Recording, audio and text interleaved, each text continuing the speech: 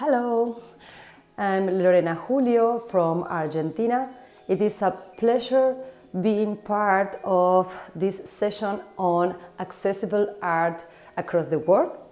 I'm the co-founder and president of Fundación Comparlante, a non-profit organization that promotes the rights and the development of people with disabilities in Latin America. Today we want to share with you some experience regarding accessible art. We use art as a tool to promote the person with disabilities rights and also to create awareness and to sensitize the society. We have been working for the last 7 years on this topic. First, we developed a program mainly focused on access to education for blind people, and then we understand the power of art to create awareness, and we start to developing different programs in Fundación Comparlante to create an impactful, a deep process of awareness in Latin America. So today I want to introduce you one of our programs, which is called Sentimos. That's in Spanish, of course, but Sentimos means we feel. We Feel is a photo exhibition in which we portray people with disabilities doing the daily life activities, you know? If we want to promote the capabilities of people with disabilities, if we want to break down stereotypes, we need to show the society what people with disabilities can do, you know? In Fundación Comparlante, we are always focused on the possibility. Yeah? So what we did in 2019 is developing this photo exhibition. It was the photo was made. The photographer, the name of the photographer is Carla Coria. She was part of this project, and during 1 year we present this photo exhibition in the city of La Plata, which is the capital city of the province of Buenos Aires in Argentina, South America, and more than 13,000 people visit the exhibition during 2019 on site. Of course, due to the COVID situation in 2020, most of the people access to the photo exhibition through our website. So, what was the main point of this photo exhibition? As I say, to break down stereotypes, you know, negative stereotypes. Why? Because these promote marginalization, discrimination. So what we did was to portray different persons. For example, a blind man, which is called Lelio. He's blind and he is a football player. So in that way, we show to the society how person with disabilities, how a blind person, a visually impaired person can do sports. No? We just need to add sound on the ball and it allows a blind person to play football, you know? And it promotes equality, you know, among us.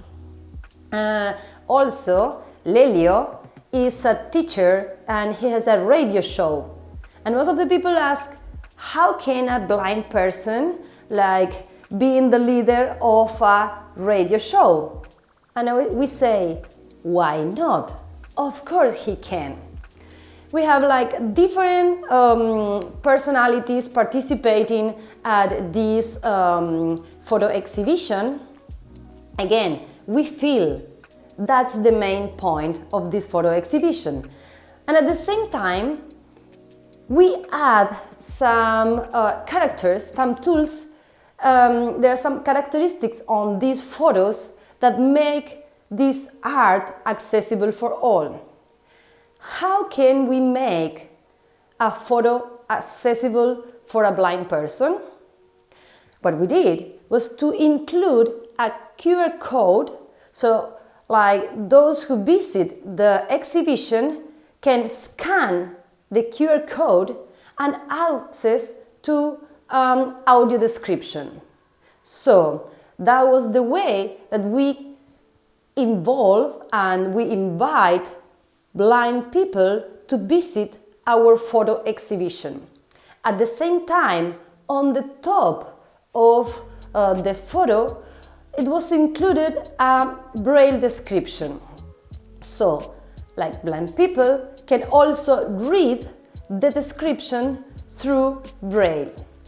And at the same time, it was like an awareness campaign, because when people who can see visit the exhibition, there was like braille on the top of the photo. So they ask, what is this for? Because most of the people have no idea about braille, no? So, but using these two elements, the braille description and also the QR code, we made this photo exhibition accessible for blind people, visually impaired, and it was really, really impactful. 13,000 people visit the exhibition on site in 2019. And they went through, as I said, sport, a hobby, like leisure. What do you want to do? Okay. There was a dancer, for example. There was also a chef, with intellectual. There was like a different kind of disabilities. There was a musician. She played the drum and she's a wheelchair user. So in different ways, we show that we should all enjoy arts, and also we promote, the right of access to art. We promote accessible art, but we show that this can be a reality. So I encourage you all to try to do something to make all the exhibition and all the art expression accessible for everyone. Now I want to introduce you my partner, Sebastián Flores from Ecuador. He is the co-founder and executive director of Fundación Comparlante, and he will explain you more about accessible art, which is an impactful and amazing project. I'm super proud of this project that we want to develop with the governments to sensitize those who have the power to write the laws and to rule our countries and our region. So thank you for being there. Thank you for inviting us and being part of this amazing event. And let's keep in touch. So I leave you all with Sebastián Flores. Hello everyone, and thanks for the introduction, Lorena. My name is Sebastián Flores. I'm the co-founder and executive director of Fundación Comparlante, and I'm really thankful for this invitation to our organization to join such a powerful global conversation on art and accessibility, and how these two elements can drive tremendous changes among society, culture, and many other aspects of our life. So today I have the honor to share to you a little bit about one of the programs that makes us really proud to tell about. It's the Accessible Art Exhibition, which consists on a group of art pieces from sculpture to painting, photography, an intervention in public spaces with chalk and stencil under one main purpose: making decision makers, for example, parliamentarians or diplomats, to think about, or even deeper, to reflect about the importance of the rights of persons with disabilities and accessibility in every aspect of our countries. So usually when we go to a museum, a gallery, or any other kind of art exhibition, we usually find ourselves with a sign which says "Don't touch" or says "Stay behind the line." But at our organization, together with the Argentinian artist based in Colombia, Andrés Julio, we believe that art should invite people to get closer and closer and closer. Why? In one hand, to make it accessible for persons with disabilities, and in the other hand, to drive our message in a positive way, to drive a change among society. For example, our goal, once again, making people and those in charge of making decisions, of making treaties, laws, and legislation aware of the rights of persons with disabilities and how accessibility impacts our daily life. So this group of art pieces, just to give you some quick examples, are a set of cubes which at the outside show you the picture of a city, for example, the capital of one of our countries. But when you insert your hand through the hole, which is located at a perfect level, both for a wheelchair user and a non-wheelchair user, you can tour around and have a touchable experience of those barriers that us, persons with disabilities, face on a daily basis. Another example is the set of images of full size about basically the same object, but each one of them in a different color, in a different tone, both to give you an example of how a colorblind person sees the world, and also to drive the message about diversity and different perspectives to the same object. Another example, and this is the flagship work of the exhibition, is the pencil crutch, which is composed by 3 crutches made of metal, wood, and paper, which have at one end a pencil. The interpretation of this piece is about how laws, how legislation is the crutch where our society support for its ongoing.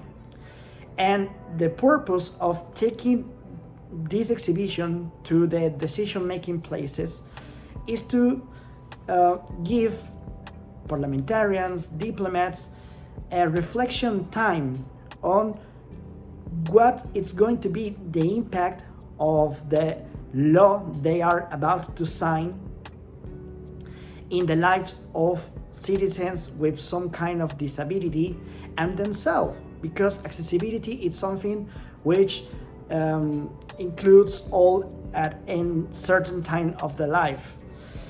And for example, when we launched the exhibition in 2019 in Ecuador at the National Assembly, the Ecuadorian Parliament, in the framework of December 3rd, the International Day of Persons with Disabilities, we had a really interesting experience, because this exhibition is meant to work as an intervention to a daily space or a common space for decision makers, their building of the National Assembly, for example, or in the case of an international organization, or the place where a summit is going to take place, and think about this experience, this personal, this one-to-one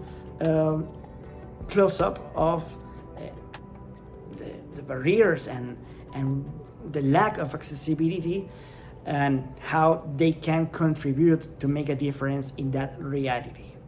So when we made the launch on a really nice event at the National Assembly with media coverage and with all the parliamentarians gathered to discuss about accessibility and to give an anonymous voting to the resolution of declaring the month of November in Ecuador as the month of universal accessibility. They found, for example, in their parking lot early in the morning, that all the spaces where they were supposed to park their cars were painted with chalk by children from 4th and 5th grade from a local school in Quito, Ecuador.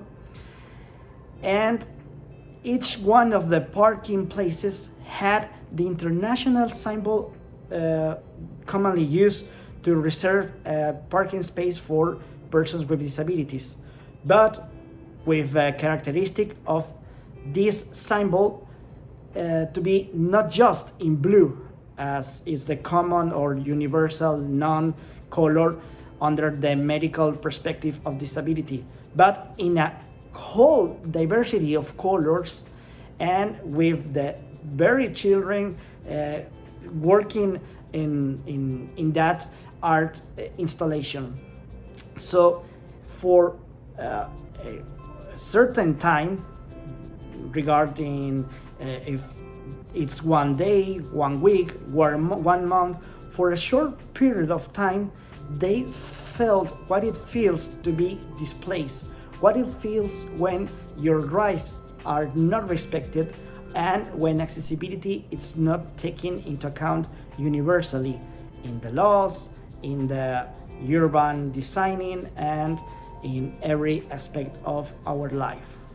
So in the framework of this event, we signed a cooperation agreement with the National Assembly of Ecuador, and the impact of this action could be seen during the coming months after that. For example, when parliamentarians started to include an accessibility and disability perspective in their law projects, and for example with the law of easy reading for legislations among all the levels of parliamentarian legislation, in the country, and at the same time the law about including a sign language interpreter in every session of the National Assembly.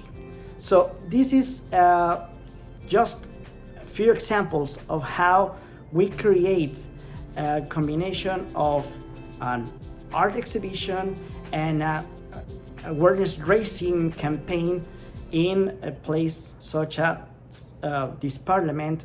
And of course, we also seek to take this exhibition to many other places, like for example we did at the General Assembly of the Organization of American States in Colombia, and we are seeking for more parliaments and more spaces to live this experience.